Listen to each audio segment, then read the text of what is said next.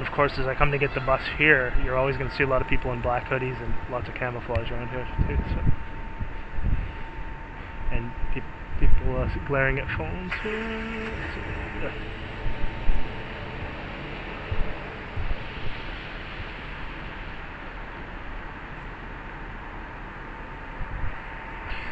It's interesting because one thing you almost never see anymore, like I said before, you see everyone like holding a phone up in front of them.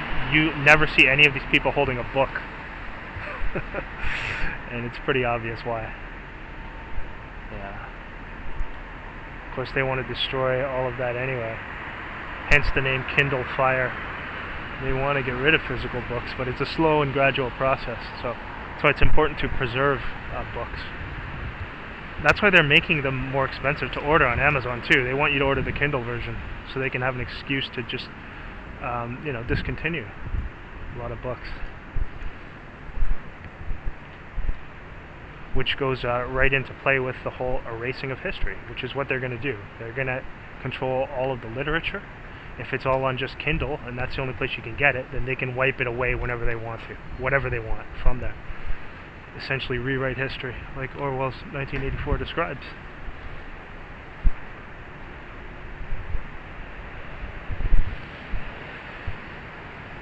And that's what's going on. But they can't do that all at once. They don't want to make it seem like it's, they're doing it in a way that's very clever and that it's incremental, very incremental.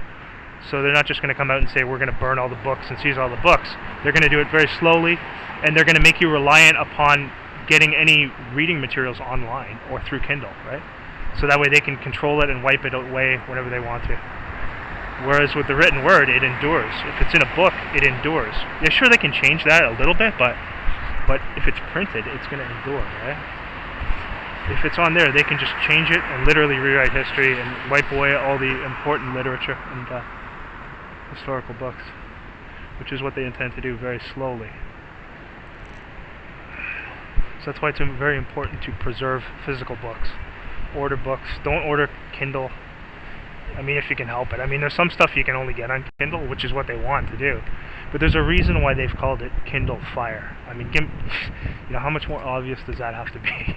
They're literally mocking people, throwing it right in your face that it's a reference to book burning. So, yeah.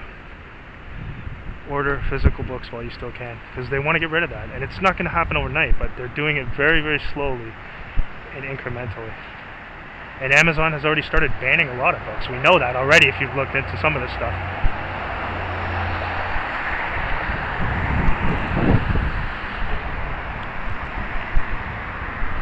So preserve physical books. Order books. Don't order the Kindle version if you can help it. It's a little bit more expensive, but it's worth it, because the more people who do that, the less easy it is for them to make these excuses that, well, no one's ordering books anymore, so we have to discontinue the printed word. That's what they want to do. Just like with money, it's the same thing. They want to wipe it all away and make you reliant on a digital currency. It's the same way they want to get rid of all the physical books so they can rewrite history. That's the truth. But they can't do these things all at once, because it'll set off too many alarm bells. So they do it very gradually and incrementally so that very few people notice it.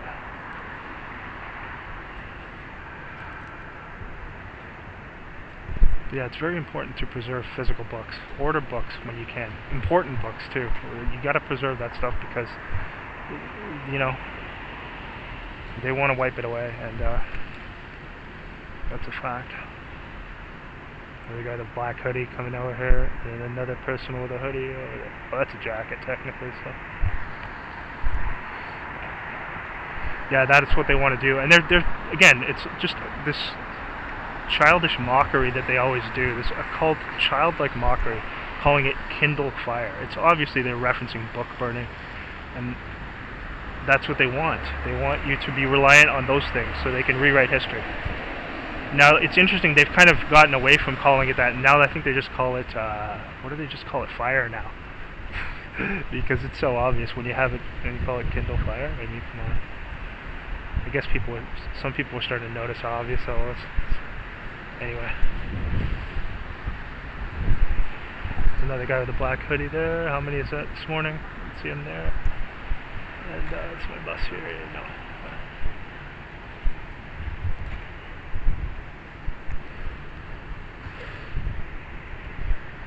And that's what they always do in dictatorships. They always ban the books, burn the books, get rid of the books.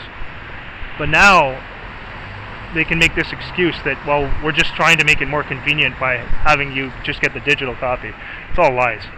They just want to...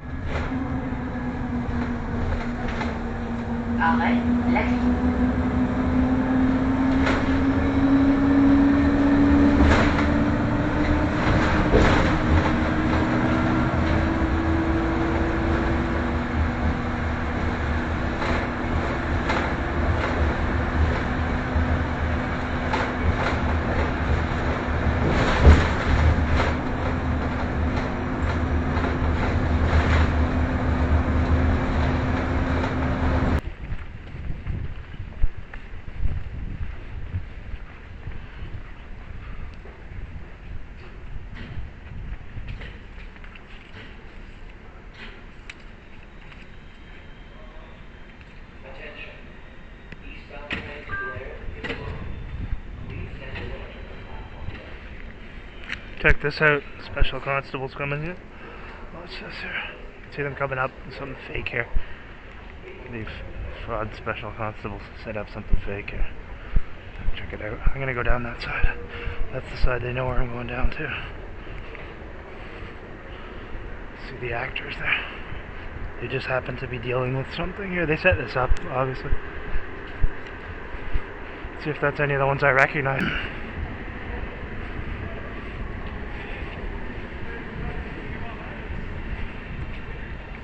Yeah, that's the same guy. That's that Majid guy who I've seen twice already. Same guy. Setting up a fake acting skit. See, it's the same guy. Majid. Special Constable Majid right there. Where does that come in?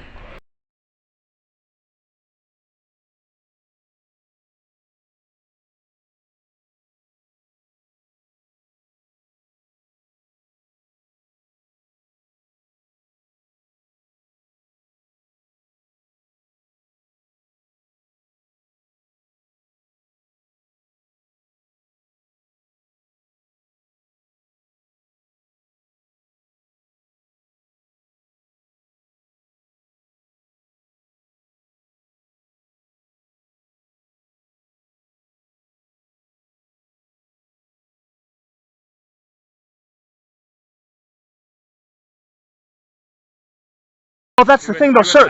Here's the thing, sir.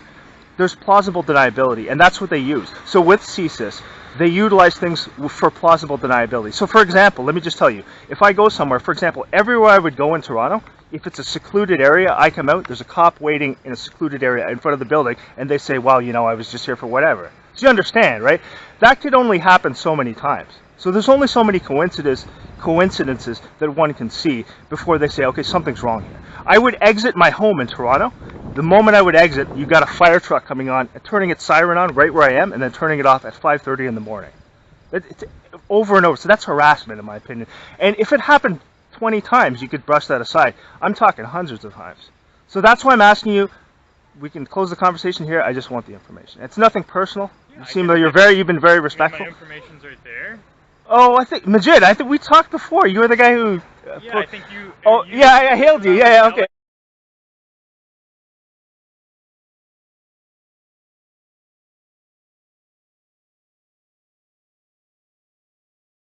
No, I wasn't yelling at you. The reason I stopped you was because of what I said, because you arrived at the precise moment that I exited, with synchronization. So I exited the train station. The moment I got to the intersection, you pulled up. That has happened here approximately. I have video. I'm recording this right now. I put this on YouTube for documentation purposes. I have shown up here. That's happened approximately between 20 and 30 times in the last 60 days. So that's strange. And I'm not blaming you, but I'm saying that's very odd based upon the other things I've experienced.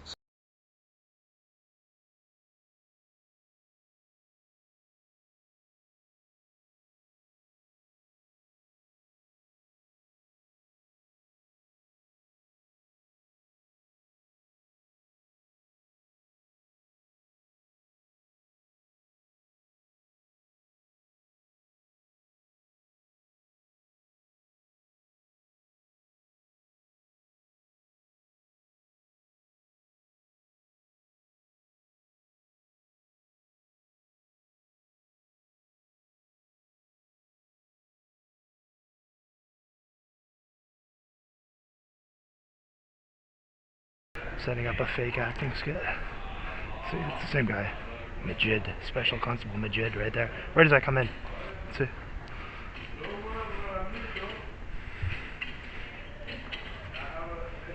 Notice him? I just want to get a shot of his face. You can see him there, same guy. Same guy again. Notice him? And then that's the other guy there who I got the photo of the other time. The guy standing there. So the one guy is the Majid guy. And the other guy is the one who I asked for his badge number. That's the two of them there. You can see. Fake acting skit there. So the one guy, Majid, is the one guy who I spoke to that night. The second guy with him is one of the ones who I requested his badge number when he arrived right when I arrived. So tonight, he's arrived right when I arrived again. So I'll show the footage of that. Okay, look at this skeleton there.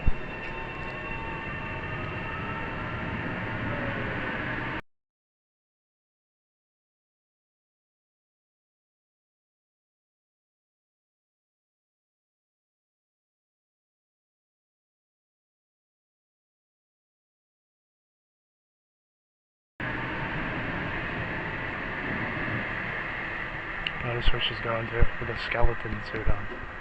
Yeah. Seems legit. Black hoodie with a skeleton on it. Skull and bones stuff. She can't even dress herself. They probably put that on her. It's hilarious. So yeah, some interesting activity last night. We had a person dressed in full skull and bones black hoodie. And we had our good friend, Special Constable Majid, returning for round 3. Always wonderful to see him again. Of course, you heard the conversation with him. The second time he showed up right when I arrived, when he pretended that he didn't know any of these things were going on, and it must be coincidental or whatever. And then what happens?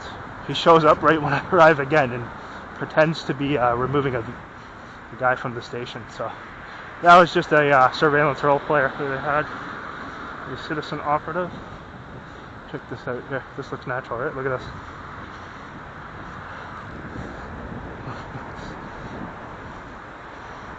No, he's gonna move on as I arrive here. Now watch this. Okay, watch the positioning here. I'm just gonna stop here just for a second, just to show you how ridiculous this is here.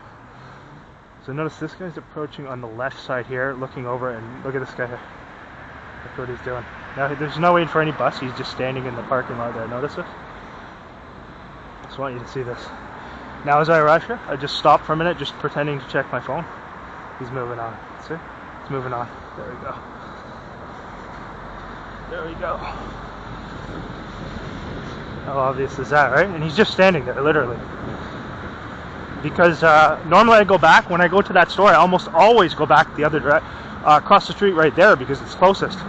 Today I'm just trying something different, so I'm going to go this way around, just to switch it up. There's a Stalker there, the motorcycle guy. Put the flag on there too.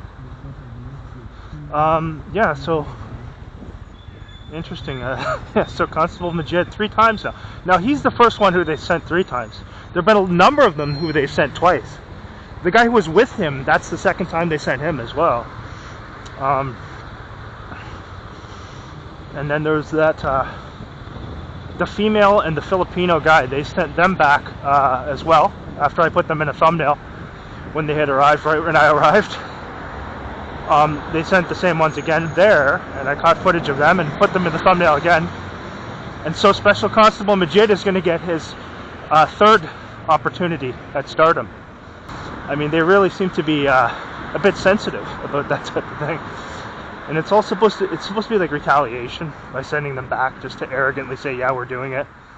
So you could see how when I conversed with Constable Majid, he was acting like, oh, this is, what are you talking about? He's pretending that he has no idea these things are going on. And you can see how obvious it is that he knowingly partakes in it. And he knows too, like even I said to him very clearly, he knows that I've done nothing wrong and that it's unjustifiable that they're doing this, and he's willingly taking part in it. So, there you go. So yeah, 3 times with him. He's the first one they've sent 3 times. I think maybe they're saying, because again, I made very valid points in that conversation with him, and he didn't have really much to offer in terms of counterpoints, because he knew it was true, but he had to kind of feign this pull off this feigned, surprise thing and pretend that he doesn't know any of what's going on. So I think, that's why they sent him back a third time. The first time he arrived literally right as I got to the street to cross, and I asked for his badge number. He provided it, and his name. So then the second time I realized that was him, and then again last night, as soon as I entered the train station, he comes up from the stairs with hardly anyone else in there, and he just happens to be removing some person who's a citizen operative, obviously, who they just brought to do for plausible deniability, for their little acting skit. It's amazing too, because these people who take part in these things, these are adults. These are grown adults, and you can see how childish they are. Like, yeah, let's go back and do it. That'll show him if we go back and show up again. It's just laughable. Like, I don't know if they understand how ridiculous they look when they do these things. It's just foolish. And the thing is, every time they do it, I put it online. So.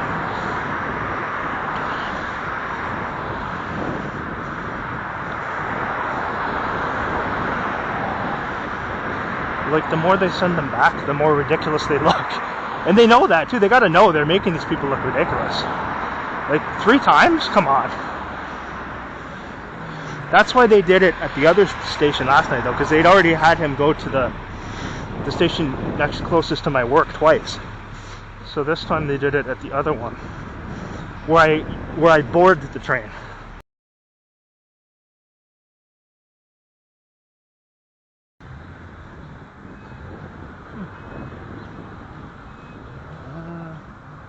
Oh, check this out. Another person wearing a skeleton shirt. What a mess, man. She's got a kid wearing it. Messed up people. So he's wearing like a skeleton, a black hoodie with a skeleton symbolism on it. Seriously, man. Like, these people use their kids to do these things. It's very disturbing. Like, so you saw the other night they had somebody wearing a black hoodie with a skeleton, skull and bone symbol. You can see that there. It's got like a skeleton costume on, literally. That is messed up, man. And seriously, they use their kids to do these things. Really, really disturbing. But yeah, you can see. It's similar to what that woman at the station was wearing the other night. I noticed she's looking over too. They want me to see that. So you notice they walked from here right as I came out of the store there. They walked from there, and you can see he's got the skeleton suit on.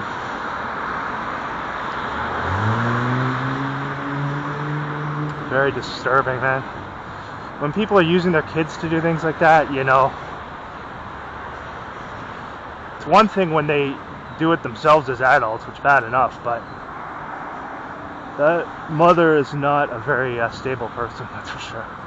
Okay, so I'm just about to go outside to meet my cousin who's coming to pick me up. Now, I bet they'll have something go on here. They'll either have somebody coming in, somebody who lives here will come in, or they'll have something set up outside. Let's see. Something go on here, definitely. Okay. Let's lock the door here. The neighbor's coming up.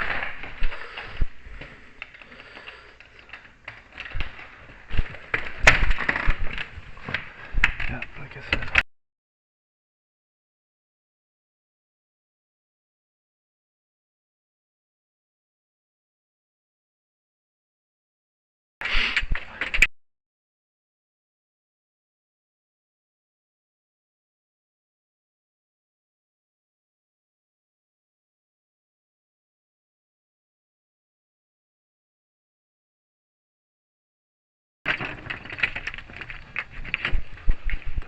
Told you. As soon as I came, he walks in.